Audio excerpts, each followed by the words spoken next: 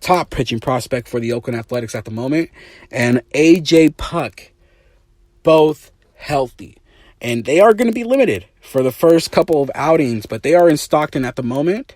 My good friend, what's his name? OAN, if you want to follow him in Instagram, had the lucky seats given by Jesus Luzardo and actually took a picture with him.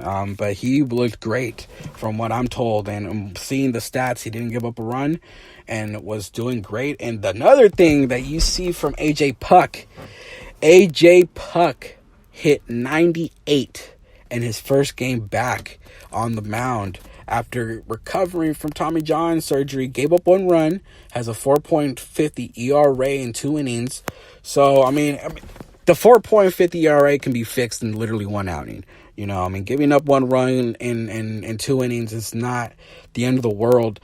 We all know what AJ Puk can be doing for the Oakland A's this season. A lot of people want to try him out in the starting rotation, but I don't see why we would risk that, honestly. And I promised that I was going to talk about this today to some of the people that follow me on Instagram. And if you guys want to give it a follow, Athletics Dynasty, please give me a follow if you want to hear more consistent A's news. But AJ Puk really, really would benefit more at the relief role. And we see this last year with Josh Hader for the Milwaukee Brewers. And I don't know if I mentioned this last week. You saw Hader being able to be given an opportunity to go 1 or 2 innings, but going all out. When people don't realize, there are a few pitchers in the league that get to use their best stuff as a starting pitcher and can do that for more than 6 innings. It's really not there. I mean, that's where injuries start happening. And AJ Puk definitely has great stuff. Has the power slider as well. Has the really, really fastball with movement. Touches 98. He touches 100 occasionally too. Don't forget that. The command issues can be a little problem for him, but I wouldn't mind to have one of that options in the left side for the relief part of the pitching staff. I mean, we see the bullpen struggling as of late, and AJ Puk would immediately boost that. You have an option of Blake Trinan, Lou Trevino, and AJ Puk. Those 3 as your relief options. That's a pretty good lineup. And of course, you have to give credit to Hendricks, who's been phenomenally well as well. Soria, who has been here and there as well. Petit, Buckner, and that is a great relief pitching staff.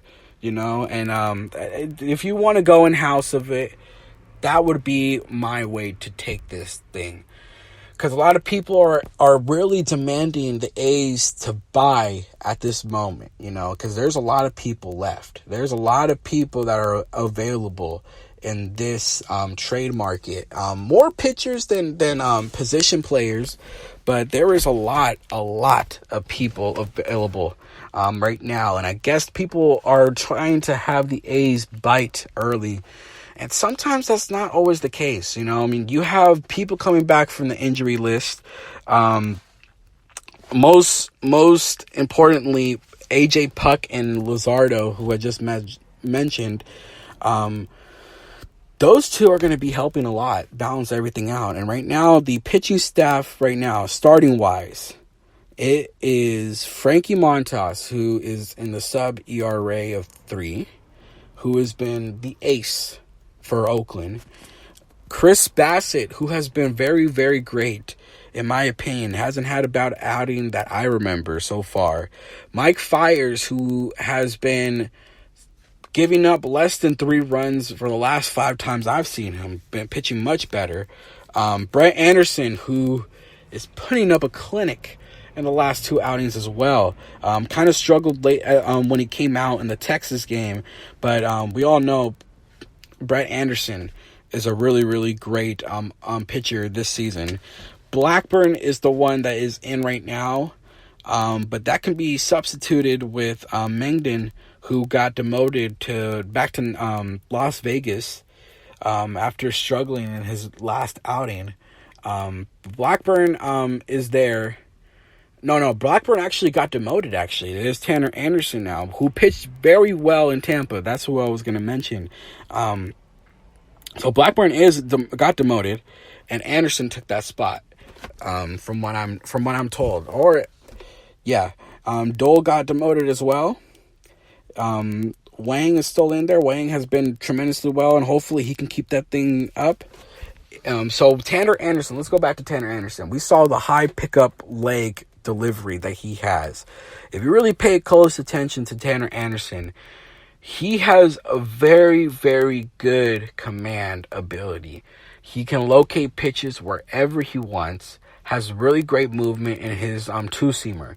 The two-seamer has been the more consistent pitch that you see, and the sinker as well. The sinker, he develops a sinker as well. And I think Tanner Anderson has a case to really take advantage of an opportunity of a lifetime. Now, Anderson being one of the more older young starting pitchers for the Oakland Athletics, he is being given a major opportunity. And Las Vegas, from what I heard so far, Las Vegas at this moment is being considered an extremely hitter-friendly park. Now, when I say hitter-friendly, obviously, for the people that already watch baseball, they already know that term. But for those that don't know that term, that means it is hitters' best friends. This park really, really, really helps the hitters a lot. You see Jorge Mateo. I'm not saying that Jorge Mateo doesn't do it naturally, but Jorge Mateo hitting 320. Sheldon Noise hitting above 250. You know, you see a lot of great hitters hitting better, way above expectation in Las Vegas. But one thing that makes it even a more bigger or another thing that makes it expected to be more of a hitter-friendly park is especially the change in statistics with the pitching staff. Now, Tanner Anderson had above a 4.0 ERA, and that he got the call up to pitch in Tampa, which was his hometown. He's near the area from where he was from. So he pitched a lot great. I mean, he pitched greatly. I really didn't expect him to do that great. I did expect him to do a pretty good job, because seeing him in spring training, he looked very comfortable being put in this role as a starting pitcher. And we all remember Tanner Anderson's spring. Really, really, really, really, really impressed me in the spring. Kind of got inconsistent at the end of spring training, and then we expected him to crush Las Vegas expectation, and then he just starts giving up a lot of runs, you know. And then he's not the only pitcher. Sorry, he's not the only pitcher that has struggled in Las Vegas. We see really, really great pitchers that have struggled so far, and JB Wendelken, another important part of this bullpen, who really had a breakout year last year, who has not found his groove in Las Vegas. He was the more consistent reliever last year, aside from Sean Kelly, Blake Trinan, and Lou Trevino. But he was one of those other arms that were really important last year, and just he got knocked around a couple in the bigs, but he is doing horrendously bad in Las Vegas, you know, and he doesn't find his groove there, and this might be a little worrisome to the pitchers of the Oakland Athletics, because you have guys that are statistically looking bad, and that is preventing them from probably getting called up, you know, and the way how the A's might take it or take it seriously probably seen one of their top prospects struggling. If by the time Jesus Luzardo and AJ Puck get a chance to go to Las Vegas, because they have already pitched in both Stockton and Midland, which is the two levels below Las Vegas, which is Double A and Single A. They have never pitched in the mound of Las Vegas with the Aviators, which is worrisome, because if they get pounded a lot, who knows? Who knows what can happen, and they can probably get not that much of a fast call that we're expecting, but hopefully they can turn things around and do great. Jesus Luzardo is expected to be in the starting pitcher, starting pitching picture, if that makes sense. He is expected to be very good for his time being called up. He looked very sharp in his first outing with Stockton, and now we just need to see what goes on from there. Very, very, very impressed with Luzardo. Sean Murphy is also set to come back in next week or the week after, so we're soon going to get a top catcher getting back into his groove as well. But talking about catchers, another person who hit the injury list for the Oakland Athletics Major League wise was Nick Hundley, who got hurt in the Texas series. We saw that he was being replaced by Fegley, and he had back spasms. I mean, he is one of the older guys in the clubhouse, 36. It sucks for Nick Hundley because he's really been struggling, and it seemed like he was kind of finding a groove offensively, and he just gets the back spasm. And now Bo Taylor gets the chance to be called up, and now you got the righty and lefty option, offensively at least, in the catcher spot, because Bo Taylor is a left-handed hitter, Josh Fegley being the right-handed hitter. So you can really, really, really give a good debate that you have a great option with those two, because Bo Taylor can control the pitching staff. He has a resume of being a very, very great defensive catcher. Not the best. I'm not saying he's Sean Murphy level. I'm not saying that he is tremendously a god in, behind the plate, but he is known to being capable of calling his own game and being a really, really great catcher that can get down and block those balls with the best of them. The arm is kind of a little slightly above average, a little bit. I'm just saying a little bit because it's not a cannon of an arm like Fegley had or has right now.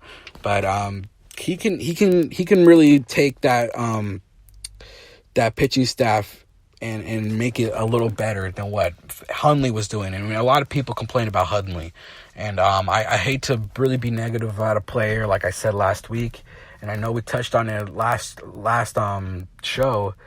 But Hundley was really, really struggling, as I said, offensively, and he was barely picking it up, at least offensively. But defensively, he's just a liability out there, not throwing anybody out, not being able to throw much runners out, and not being that great, getting down and trying to block some balls. And he's just been bad overall, and hate to say that about a player because I know Hundley's a great guy and respected in that ball club, in that clubhouse.